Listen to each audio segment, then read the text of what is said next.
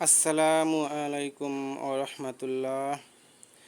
আজ আমরা আরেকটি গুরুত্বপূর্ণ বিষয় আলোচনা করব, সেটি হচ্ছে কোরবানির পশু জবাই করার নিয়ম। ঈদুল আজহার দিনে ঈদগাহে আমরা সকলে গিয়ে জামাতের সাথে নামাজ আদায় করব। তারপর ঈদুল আজহার নামাজ শেষে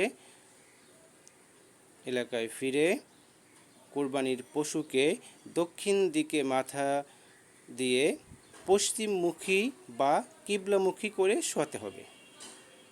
এরপর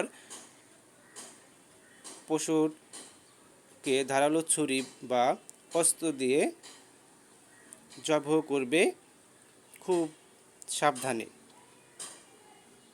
এবং দ্রুত জবাই করবে, যাতে পশু কষ্ট কম পায়। যে ছুরি বা অস্ত্র দিয়ে জবাই করা হবে সেটি যেন ধারালো হয়।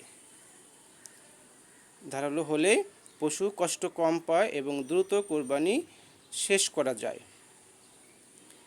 যে ছুরি বা কাঁচি ভোঁতা থাকে বা ধার কম থাকে সেটা দিয়ে জবাই করা মাকরুহ। আমরা এদিকে খেয়াল রাখব।